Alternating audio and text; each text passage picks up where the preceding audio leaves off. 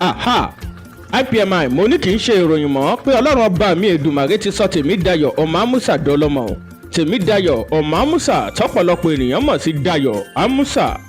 Dayo Amusa ti bọ́ lọ́mọ pé Dayo ti di ìyá ọlọ́mọ, Dayo ti di mama Oluwafirepemi. Ẹ̀yin ọ̀tá kí ló tún kù tẹ́ ẹ fẹ́ wí? Ẹ wò ẹ̀gàn ti dògo, ẹkún ti dẹ̀rín, ìbànújẹ́ ti padà dayọ̀ gẹ́gẹ́ bí orúkọ ìyá ọlọ́mọ Tèmídayọ̀ ọmọ Amusa. Ẹkún ìkọ̀kọ̀, ẹkún ìbábá ti dohun ìgbàgbé. Barren woman go and give birth ti dohun ìtàn nínú ayé Dayo o. IPMI àwa ṣe ní dúpẹ́ àní àwa ṣe ní yọ̀ pẹ̀lú òṣèrébìnrin olókìkí ni tọ́lọ́run ọba mi Èdùmàrè ti sọdá láyọ̀ lẹ́yìn ẹ̀gàn tòun àbùkù àti ọ̀pọ̀lọpọ̀ èébú lórí ẹ̀rọ ayélujára o. Lótìtọ́ lọ́lọ́run ti fira ẹ̀ hàn gẹ́gẹ́ bí ọba tó mọ ohun gbogbo tó sì lè ṣe ohun gbogbo.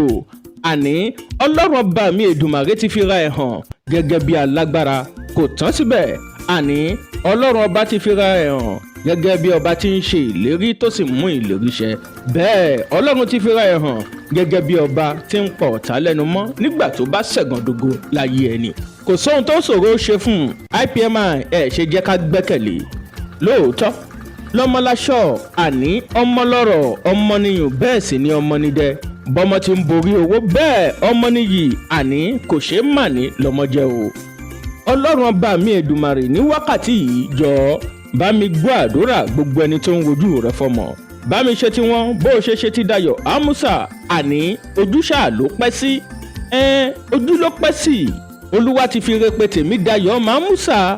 Dayo Amusa ti di mama Oluwafirepemi. A ti fi re pé a ti fi re wárí bẹ́ẹ̀ láti ń kíkú oríire o. Ẹ gbọ́ o wọ́n rán Ọlọ́run létí ni. Mo tún sọ lẹ́ẹ̀kan ẹ gbọ́ mi dáadáa àní wọ́n rán Ọlọ́run létí ni. Àwọn wo ta nìyẹn bó ni wọ́n ti wà tí wọ́n fi ń rán Ọlọ́run létí? Mo tún sọ àní wọ́n rán Ọlọ́run létí ni. Gbogbo àwọn ọ̀tá ẹ tán ń yọ̀ ẹ́, gbogbo àwọn tán lò ní jẹ́nìyàn, gbogbo àwọn tán lò ní bọ́lọ́mọ pé àní wọ́n ń ṣe kíni wọ́n rán Ọlọ́run létí ni.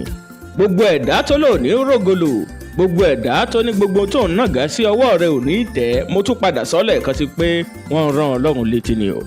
Eléyìí tó fi dàbí ẹni pé wọ́n lágbára tó fi dàbí ẹni pé wọ́n ní ìyẹ́ lápá ni wípé Ọlọ́run ò tíì dé.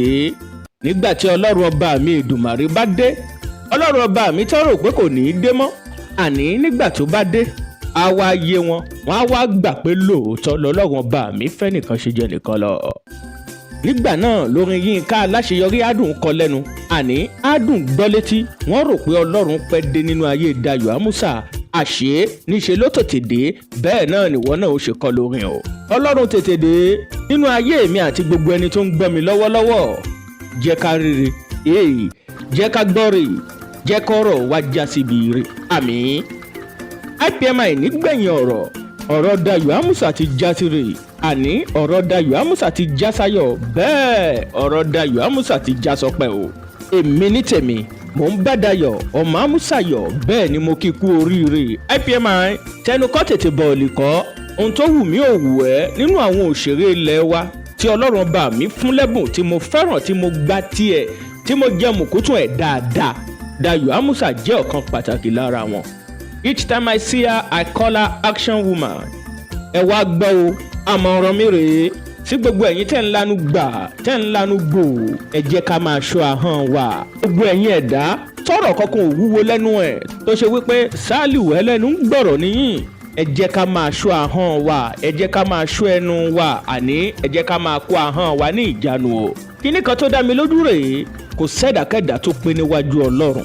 Mi tí ìrẹ́ni náà níwájú adákẹ́dájọ́ tí yóò dúró tí yóò sọ wípé òun pé. Lóòótọ́ la gbà pé Dayo Amusa lè ṣàṣìṣe, béèyàn ni, ṣe béèyàn lèmi náà, ṣe béèyàn ni wọ́, ta lẹni náà tí ò kọjá àṣìṣe. Ṣùgbọ́n kò yẹ kí a máa fi orísun ìbànújẹ́ ẹni bú ẹni tàbí láti fi yọ ọ̀yàn tàbí láti fi gàn án. Ìbéèrè mi rèé, ta lẹni náà tó mọ ìgbà tó ń délé ayé? Ọ̀pọ̀lọpọ̀ wa ọjọ́ táwọn òbí wa sọ fún wa pé a bí wa náà ní tá a jẹ́ títí dọjọ́ tòní. Òbí tó bí ẹ lè padà sọ fún ẹ pé òun kọ́ ni bàbá àti ìyá ẹ̀. Bẹ́ẹ̀ kẹ̀dẹ̀ rèé, wọ́n lè fi yé ẹ pé ọjọ́ táwọn bí ẹ tún kọ́ làwọn bí ẹ o. Kò sí ní tó fẹ́ ṣe sí torí pé ìjọ́ náà ò ṣojú ẹ, o ò tí ì dá nǹkan kan mọ̀ nígbà náà. Àló wa yẹ ká bẹ̀rù tó bá tiẹ̀ sọ pé o mọjọ́ tán bí ẹ tó bá lò mọ̀ fúnra ẹ pé o lágbára àbó o ní ìmọ̀ tó o lóye tó o lè fi mọ̀ ọ́ sọ fún mi ṣó o mọjọ́ tí wàá padà. Ọlọ́run ọba mi ò fún ẹnìkan nírú agbára bẹ́ẹ̀. Tèmi ni wípé ẹ jẹ́ ká bẹ̀rù Ọlọ́run kógun ológun má bàa di tiwa. Èébú wo ló kù? Ẹ̀gàn wo ló kù? Kí láyé ò tún sọ sí Dayo Amusa báyìí? Ṣojú ò ti ti àwọn ọ̀tá ni? Àní kí ló tún kù tí wọ́n fẹ́ sọ sí Dayo Amusa? Barren woman go and give birth. Ó ti give birth o. Dayo Amusa ti di mama Oluwafirepemi. Àní kí ló tún kù? Èmi ò tún mọrú testimony táyé fẹ́ gbọ́ o. Bẹ́ẹ̀ lèmi ò mọrú testimony tí wọ́n fẹ́ kí Dayo Amusa sọ. Ìyìn tá a mọ̀ ní wípé Ọlọ́run ọba mi ti gbọ́ àdúrà rẹ̀ ó sì ti ṣe kíni ó ti dọlọ́mọ. Bó ṣe bí bó ṣe lóyún kò kàn wá. Ìtì ẹ̀ ń ṣe ohun tó yẹ kẹ́nìkankan máa show keen interest nínú ẹ̀ torí mi ìmọ̀ tó fẹ́ dà fẹ́nikẹ́ni. Àní ẹjẹ́ abónírejọ́ àní ká bóníreyọ̀. Ẹgbẹ́ rẹ̀ sì wá ẹjẹ́ abàjẹ́. Wọ́n rò pé Ọlọ́run pẹ́ dé nínú ayé Dayo Amusa. Àṣé níṣe ló tètè dé. Yínká aláṣeyọrí gbà á lẹ́nu mi kó sọ́dọ̀rìn bó o ṣe kọ́ fún Dayo Amusa lọ́jọ́ tòní o.